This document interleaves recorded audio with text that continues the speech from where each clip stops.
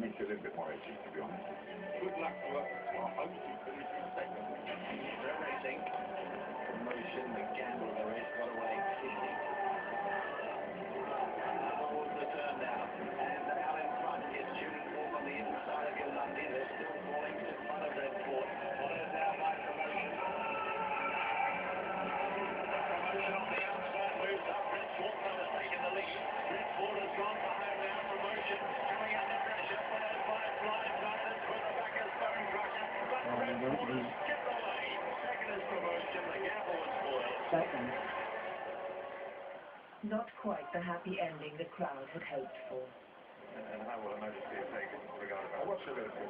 Not totally realistic. You know, when they turned in, we weren't going to win, but we're satisfied with the performance. Ascot concludes with the traditional finale. Thousands of winners and losers congregate around the bandstand.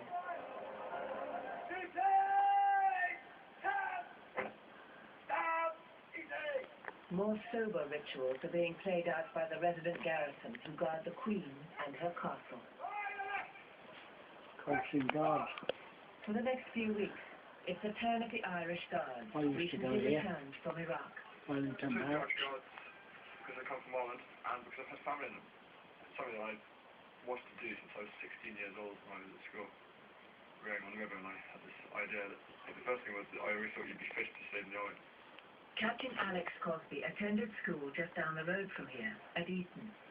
Another local recruit from nearby Slough is Guardsman Mark Hanson. Left school, done nothing at school, right? Went and worked on some dad's fairgrounds, like travelling all over the country, fancy doing something better. So just joined the army, better in the army, to do the fairgrounds. Having one in the Welsh Guards, he was 6'7". Robert. Not me. He's big. As at Buckingham Palace, changing the guard is both an historic ritual and an important tourist attraction. The guard itself is really very ceremonial. It's tradition. It's showing off the tradition of the army. It's a tourist attraction because everyone wants to see this thing that is famous. At the same time, we do have that function of protecting the monarch when she is in residence. It is a privilege and an honour to guard your monarch.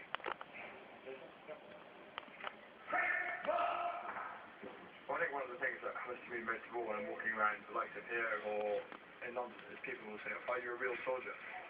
I mean, these soldiers that you've seen here, the Guardsmen, last year they were in Basra.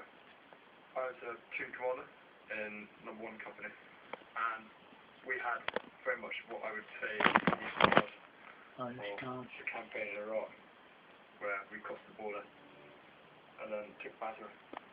Frontline security is a police affair, but the guards do their bit too.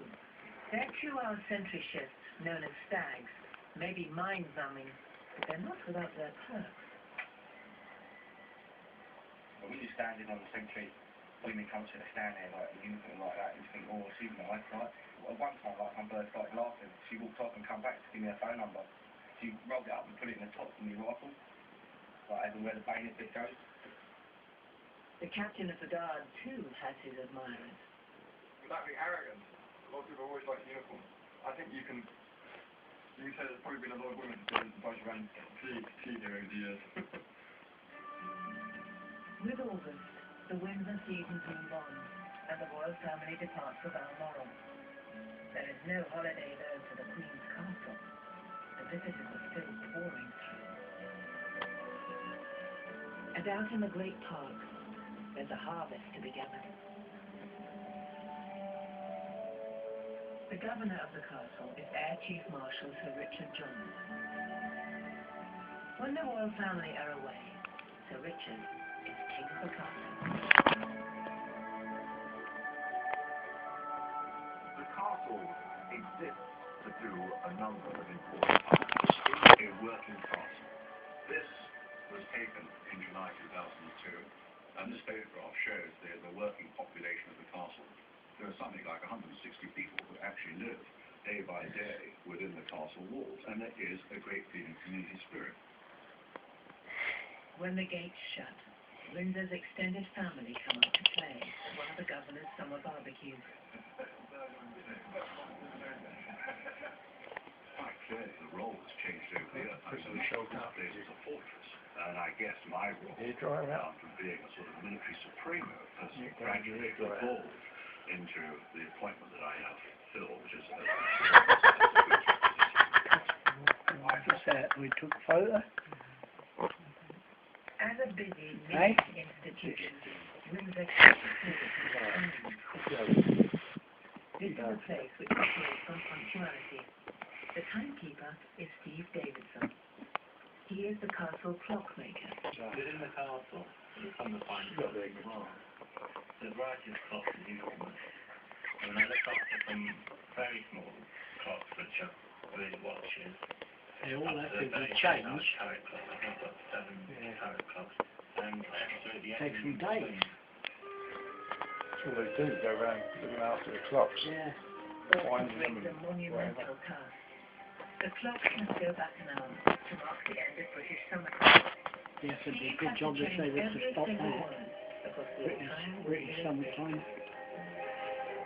They should never turn the hour back. Should leave it as it is. These clocks don't just play tunes, they've inspired them.